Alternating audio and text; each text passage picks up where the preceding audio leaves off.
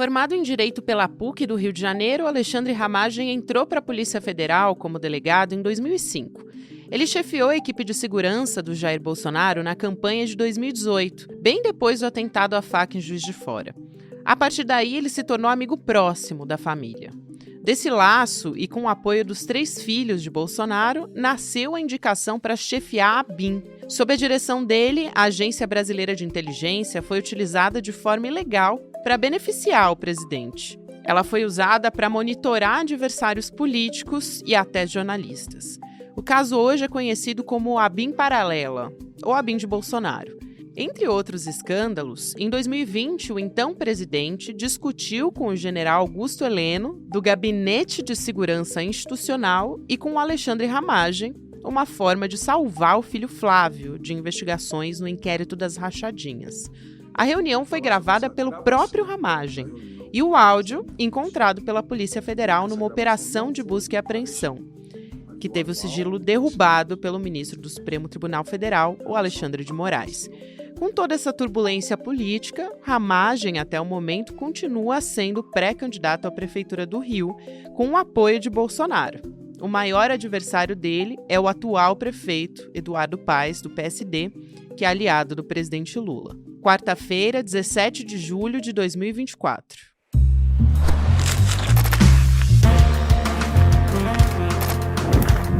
Sou a Gabriela Varela, esse é o podcast do Democracia, com mais educação.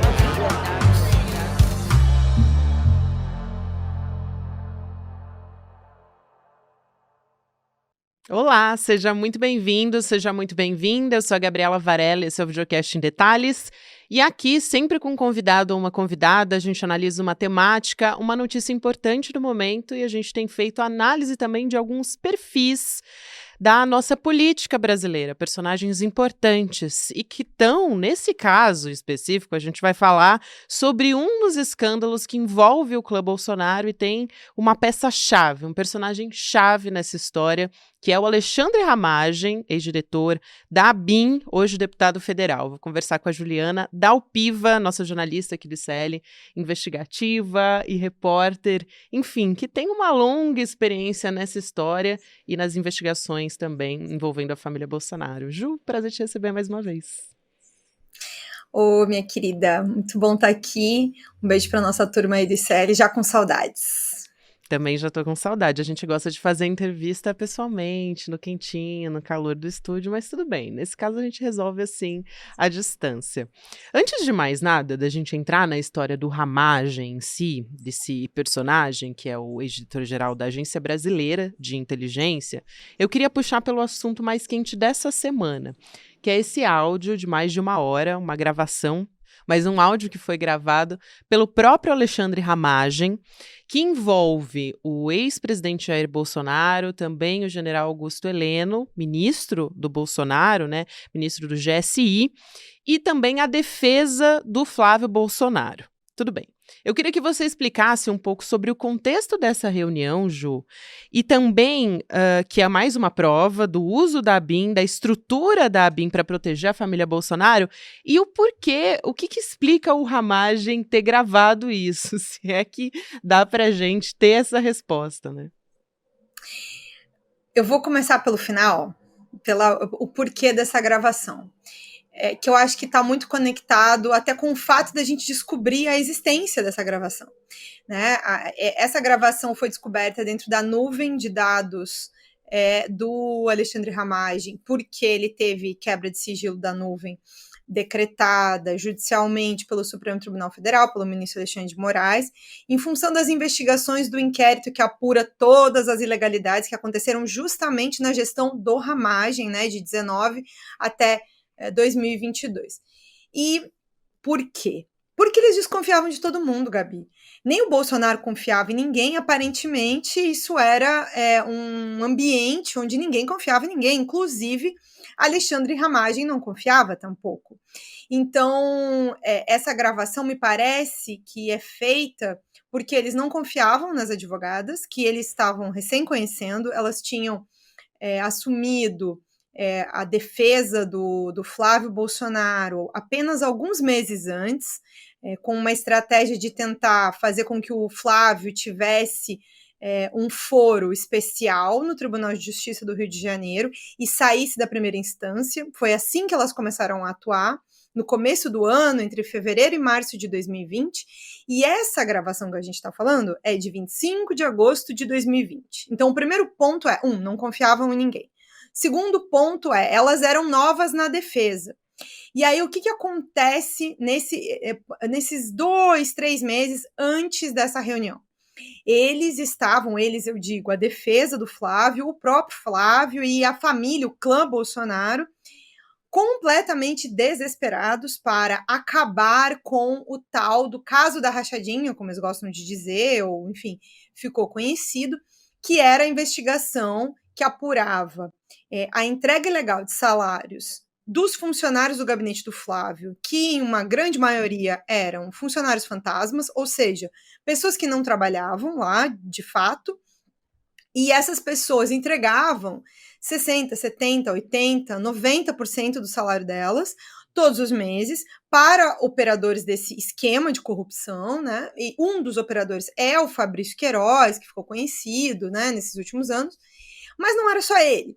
E aí se apurava tudo isso, porque era sempre, na maioria das vezes, entregue em espécie. Então, depois lavavam dinheiro comprando imóveis, pagando despesas, contas, boletos, sempre com dinheiro vivo. Isso era o que estava sendo apurado. E aí, um pouco antes desta reunião, Gabi, fechando aqui esse raciocínio sobre os antecedentes, o que aconteceu?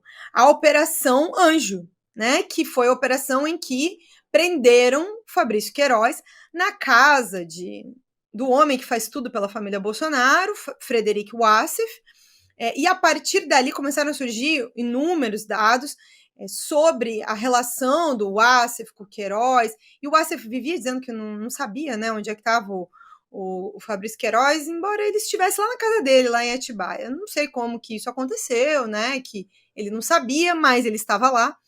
E aí elas tomam essa linha de defesa para trocar o foro, que acontece logo ali depois da operação. O problema é que trocar o foro não resolvia tudo. E aí elas vão no Palácio do Planalto para tentar defender uma tese em torno de uma suposta ilegalidade na produção dos relatórios do COAF que deram origem à investigação. E eles eram relatórios de outra investigação do Ministério Público Federal. Só que isso não é verdade, né? Eu posso explicar de maneira mais técnica, não sei o quanto entraremos nisso, mas elas chegaram com essa hipótese lá e foram acolhidas simplesmente pelo presidente da República, pelo ministro do GSI, pelo chefe da ABIN e dentro do Palácio do Planalto. Pensa que legal, Gabi. Você está com alguma questão, precisa de um advogado? Não, vai lá, pede ajuda para a ABIN, para o GSI, para o presidente da República. Super normal, né? Uma pessoa que não tinha um cargo, inclusive, na presidência da República ou na estrutura do governo federal. E eu queria lembrar também, é muito curiosa essa história, porque esse áudio ele foi gravado em péssima qualidade, porque claramente o Ramagem fez uma gravação ali patética, né? Usando o celular no bolso, enfim, fica abafada essa gravação, esse áudio. E aí, em 2020, o Augusto Heleno, ele elogia o Ramagem porque, em certo momento, e a gente vai entrar nesse aspecto daqui a pouquinho, mas o Ramagem ele foi indicado, né, nomeado para a direção da Polícia Federal, e lá em 2020, em março de 2020, para ser mais específico, Augusto Heleno foi nas redes sociais e falou que ele era excelente, né, assim, ele faz vários elogios, rasga elogios para Alexandre Ramagem e diz que ele tem uma nova concepção de inteligência, ágil, focada em informação tática, capaz de competir com a rapidez da internet, reduzindo o preciosismo em prol da velocidade. Eu acho muito curiosa essa descrição que faz o Augusto Heleno, porque essa declaração envelheceu como leite, né? E não como vinho, Ju. Tô sentindo o cheiro daqui, tá? Exatamente. Agora, olha só, falando sério, é inacreditável tanto um comentário desse, quanto pensar que, vamos supor, a desculpa oficial do Ramagem, que é o vídeo que está rodando desde que o áudio foi liberado, e as pessoas já entraram em contato, já devem ter visto, mas em resumo, só para vocês entenderem, ele fala alguma coisa sobre ter gravado para proteger o Bolsonaro, para proteger o presidente da República, porque supostamente estaria indo ao Palácio Planalto uma pessoa que não seria ligada ao Witzel, e o Witzel tinha lá um plano de prejudicar o Bolsonaro, enfim. Essa ideia bastante maluca, até dar um dado aqui para a nossa audiência, que acho que foi uma coisa até que eu esqueci de falar no N1 hoje. Nesta mesma época dessa reunião, o Witzel estava há poucos dias de ser afastado definitivamente do cargo, porque ele nunca voltou, em função de investigações de corrupção na pandemia e nas empresas da mulher dele, enfim, e foi afastado, né? Foi no final desse mês, acho que foram poucos dias depois dessa reunião, no dia 25 de agosto. Mas acontece que não foi nenhum interlocutor do Witzel nessa reunião, e também as advogadas não são representantes do Witzel. Então, essa declaração do Ramagem, ela não tem nenhuma base, ela não tem suporte, e para quem olha para o que o Ramagem está falando, e para quem ouviu o áudio da gravação, não faz nenhum sentido. Mas sobre esse detalhe de ser uma gravação que está abafada, né, mal feita, tal, por um celular no bolso, assim, eu fico imaginando isso. O chefe da nossa inteligência de Estado queria proteger o presidente da República com uma gravação no celular, nem para efetivamente fazer uma gravação que desse conta realmente de, sei lá, vamos supor que isso fosse verdade, e precisassem dessa gravação. Até a do Joesley lá com o Temer, ela é um pouco mais clara, porque tem vários pedaços que fica muita gente falando, né? Então o abafado se soma à confusão. Como é que você ia usar aquilo para provar qualquer coisa para defender o Bolsonaro? É um tanto absurdo imaginar que aquilo foi feito por um chefe da inteligência. É inacreditável. E eu acho que vale a pena, já que a gente está falando especificamente da gravação agora, e a gente vai entrar em como surgiu essa amizade do Ramagem à família Bolsonaro, essa devoção toda, mas que agora está um pouco incerta. Por quê? Porque o Ramagem, ele é pré-candidato à Prefeitura do Rio de Janeiro com apoio, até o momento, isso pode mudar a qualquer momento, do ex-presidente Jair Bolsonaro.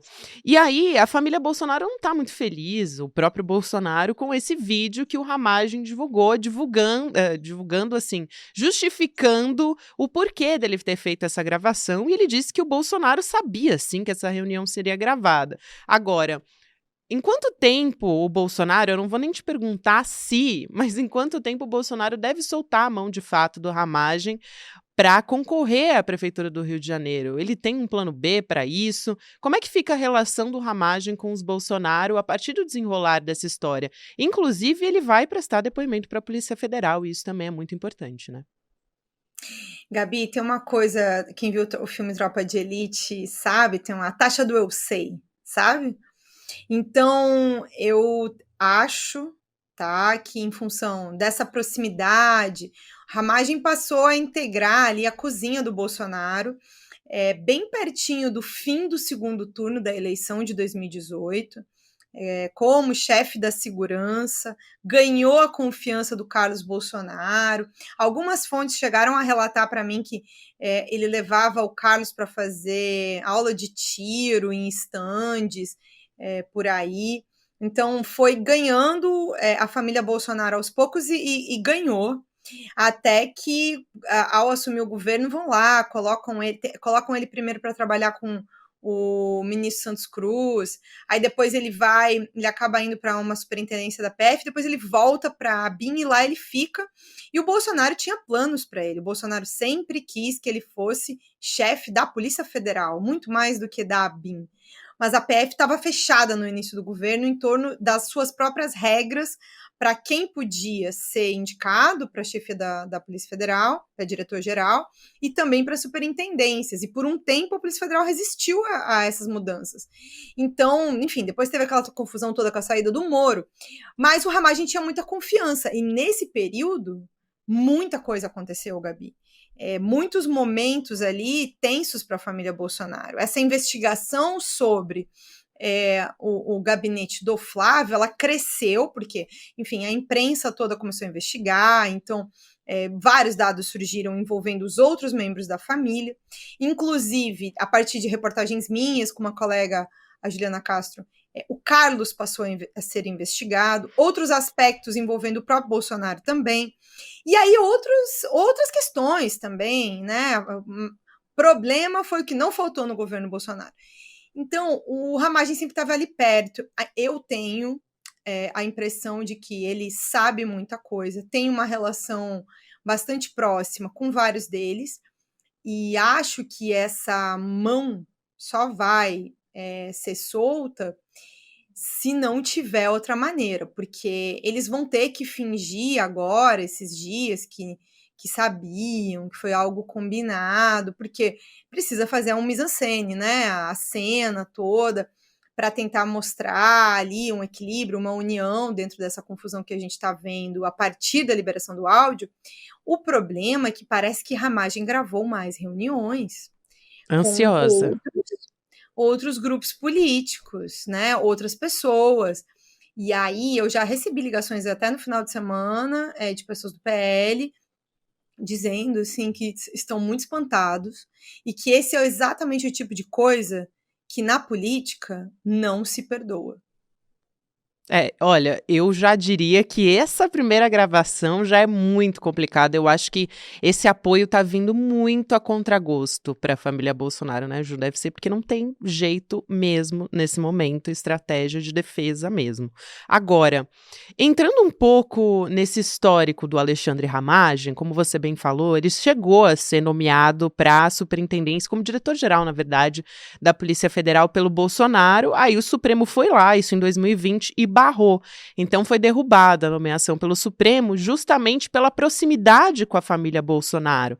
Nessa época circulou uma foto do Ramagem com os Bolsonaro e foi na época também que o Sérgio Moro saiu atirando, né, praticamente, acusando de uma interferência na Polícia Federal para blindar os filhos do Bolsonaro. Aí o Ramagem voltou para a BIM e ficou lá até ele virar candidato a deputado em 2022. Você pode contar um pouco dessa trajetória? Quem era esse Ramagem? Como é que ele ficou tão amigo da família Bolsonaro, né? O que explica essa proximidade? Essa história deles começa, Gabi, num dia em que o Bolsonaro, já assim, em casa, se recuperando de uma facada, né, do atentado que ele tinha sofrido do Adélio, em Juiz de Fora, começa a reclamar da atuação da segurança dele, mas veja, não é porque ele estava preocupado que ele queria mais segurança. Ele tinha acabado de ser alvo, né, ali cerca de um mês e pouco antes, cerca de 2 meses antes, de um atentado que quase tirou a vida dele. Mas ele adorava fazer aquela cena de sair domingo de manhã para ir comprar alguma coisa na padaria, sacar dinheiro, né? Que é uma coisa que eles também gostam. Então, ele faz. Eu sei porque eu acompanhei esse período do Bolsonaro antes dele assumir a presidência, que ele ficava na casa dele no Vivendas da Barra. E aí ele que inventava do nada essas saídas. E aí ele era assim, ele decidia sair, queria sair. E a segurança que se virasse. E aí teve um dia que o antigo chefe de segurança ficou muito irritado com aquilo, porque ficava preocupado que acontecesse alguma coisa, afinal de contas, ele tinha acabado de ser um alvo de um atentado. Então, o trabalho dele era garantir a segurança do presidente. Imagina se acontece alguma outra coisa, né? O policial federal fica muito contra a parede, né, numa situação dessa. Então ele teve uma confusão, teve uma discussão mesmo entre o chefe da segurança e o Bolsonaro. E aí o Ramagem foi destacado para ir lá substituir esse chefe de segurança. E aí ganhou a confiança do Bolsonaro, ganhou a confiança dos filhos, como eu estava falando aqui antes, inclusive participando de stand de tiro e tudo mais. E aí ele acaba se juntando com outro grupo de policiais que pensam como ele, que também eram ali fãs do Bolsonaro, e aí estamos aqui falando, né, do Felipe Arlota, que aparece também nas trocas de mensagens lá no relatório da ABIN. Eu lembro do Felipe com certeza, mas outro que foi agregado a esse grupo nesse período é o Marcelo Bomervé, que é um dos principais assessores do Ramagem, um dos homens de confiança do Ramagem em todo esse período da ABIN, e é um dos que mais aparece envolvido com todos esses crimes, né, que a gente está falando aqui desde a semana passada. Ele vai ganhando muito a família Bolsonaro por dizer amém, basicamente, né? O que o presidente pede, ele faz. Não importa o que esteja sendo pedido. E aí começa essa conexão, né? O Carlos indica os ex-assessores dele e do Bolsonaro que atuavam nessa rede criminosa de ataque a adversários políticos na internet, via meme, com conta falsa, com página falsa, né, com perfil falso. E eles montam essa estrutura da BIM, essa estrutura do gabinete do ódio, como ficou conhecido, dentro do Palácio Planalto. E aí o que a gente pode agora falar com segurança é que a BIM estava conectada a esse gabinete do ódio. Esses assessores que eram assessores da presidência da República, tá? Mas que de assessor da presidência da República não tinham nada. Então, é de uma gravidade imensa imaginar que o nosso serviço de inteligência de Estado, que deveria proteger o Brasil, estava a serviço de ataques online de quem a família Bolsonaro se interessava. E mais do que isso, também fez uso de sistemas para monitorar alvos, e monitorar é literalmente ir atrás, fazer vigilância, descobrir o endereço da casa das pessoas. É assustador ler o relatório, né? E, inclusive, em alguns casos, para além da história do Flávio, que a gente estava falando aqui, sobre como eles tentaram, de todas as maneiras, encontrar alguma coisa para derrubar a investigação sobre o gabinete do Flávio, né? Cerca de 6 milhões de desvio de reais foi o que foi apontado pelo Ministério Público. Eles também atuaram para proteger o Jair Renan, que é o filho 04 do Bolsonaro, quando ele estava sendo investigado por tráfico de influência, por levar uma porção de empresários lá para os ministérios para tentar arrumar ali alguma coisa, uma facilidade para esses empresários. E aí ele ganhou um carro em torno disso. E no meio dessa confusão, o pessoal da BIM, por pedido do Ramagem, vai passar a investigar um dos sócios do Jair Renan, monitora a casa dele, vão fazer uma vigilância no parque que ele costuma dar aula, ele é um personal trainer, então é meticuloso o tanto que eles foram atrás de alguns alvos. E é interessante, Ju, para a gente fechar, talvez retomar um pouco do passado dele, porque no início, aparentemente, o Ramagem ele tinha uma posição técnica como delegado, né, quando ele começou. Então, ele entrou para a Polícia Federal como delegado em 2005 e aí ele ficou mais conhecido, e talvez a proximidade tenha surgido daí, quando ele entrou para a segurança do Jair Bolsonaro na campanha de 2018. E até a gente estava conversando um pouco nos bastidores, antes da gente começar aqui a entrevista, de que foi bem depois do atentado lá em Juiz de Fora, né? Então ele não estava no momento chave ali fazendo a segurança do Bolsonaro, nesse momento que foi tão simbólico durante a campanha e tão decisivo também para a campanha presidencial. Como é que ele foi se desenvolvendo? Como é que teve essa virada de chave na vida do Ramagem para que ele deixasse de ser alguém que atuava ali pontualmente, né? Ele trabalhou, por exemplo, na superintendência da PF no Ceará, enfim, ele teve ali ele assumiu algumas posições que eram mais técnicas e em algum momento, quando ele foi para a BIM, daí de fato ele começou a ter essa atuação como a gente conhece hoje, que é usar a estrutura dessa agência para blindar os Bolsonaro de fato. Gabi, uma coisa que eu pergunto, essa pergunta que você está me fazendo, eu fiz várias vezes para delegados federais que conheceram ele ao longo desse tempo que você mesma mencionou, né, desde que ele começou na carreira. Uma operação muito importante que o Ramagem participou foi a Operação Cadeia Velha, que prendeu o Pisciani, que era então o presidente da Assembleia, e mais 2 deputados estaduais, lideranças do agora MDB, um deles também é ex-presidente da Assembleia do Rio, na esteira das operações da Lava Jato, tá? E a Operação Furna da Onça, que é a posterior à Cadeia Velha é de novembro de 2017, um ano antes, mais ou menos, dele integrar ali a segurança do Bolsonaro. É uma operação, dentre todas que foram feitas, que teve um respaldo do judiciário e tudo mais. Então, ele sempre era lembrado por ter participado da Cadeia Velha, ter participado de alguma das ações de organização dos Jogos Olímpicos. Então, ele era descrito como alguém que tinha ali uma atuação profissional.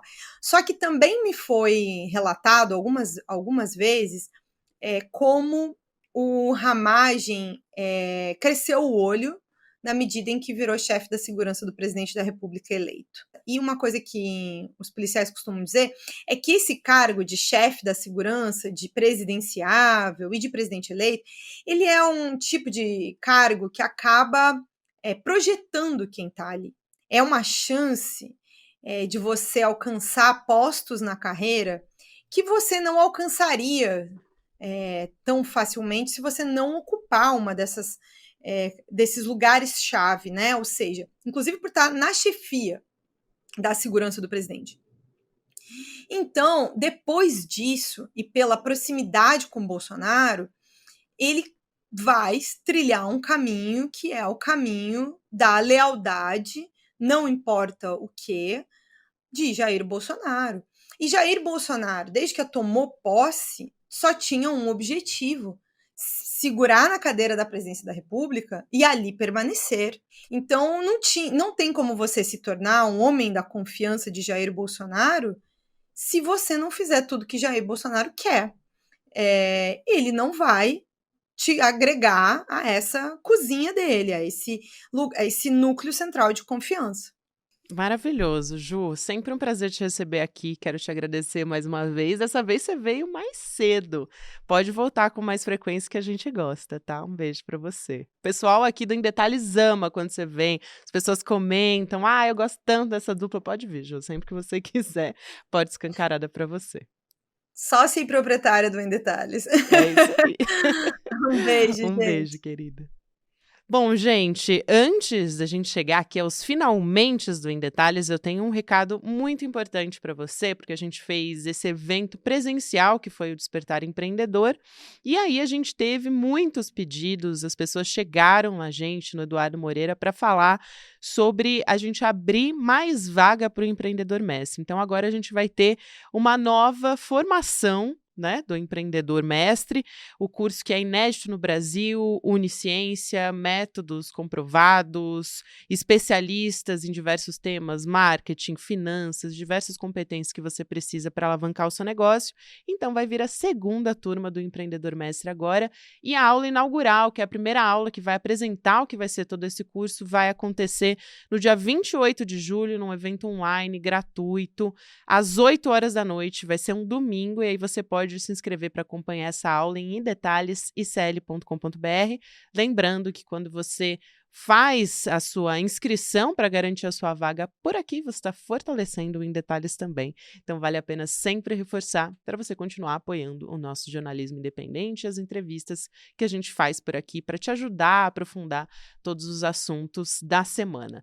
Obrigada, agora você fica com o Mercado Investimentos, depois o Rolê ICL, 6 horas da noite, o ICL Notícias segunda edição. Lembrando que a gente está todos os dias nas plataformas de áudio para você que não consegue ouvir no nosso ao vivo no YouTube. Até amanhã! Imagina só aprender marketing digital com Rafael Donatiello, CEO do Instituto Conhecimento Liberta, aprender liderança com João Paulo Pacífico, CEO da Gaia, aprender finanças e investimentos comigo, aprender sobre as disrupções tecnológicas com a Nina Silva, aprender negociação com Diógenes Luca, empreendedorismo com Rodrigo Mocotó. Pois é, parece um sonho, né? É isso que a gente fez com o programa Empreendedor Mestre, o maior programa de formação em empreendedorismo do Brasil. A gente lançou esse programa em fevereiro com esses e vários outros professores e professoras e foi um sucesso absoluto. Milhares de pessoas se inscreveram e hoje já fazem parte de uma comunidade que está revolucionando o conceito de empreendedorismo. Tão grande o sucesso que a gente resolveu lançar a segunda turma desse programa agora, em julho. E a aula inaugural vai ser dia 28 de julho, um domingo, às 8 horas da noite. Uma aula onde a gente vai ensinar todos os conceitos básicos de empreendedorismo e o melhor, gratuita, aberta, para você poder participar. Se inscreve agora e a gente se vê dia 28 de julho.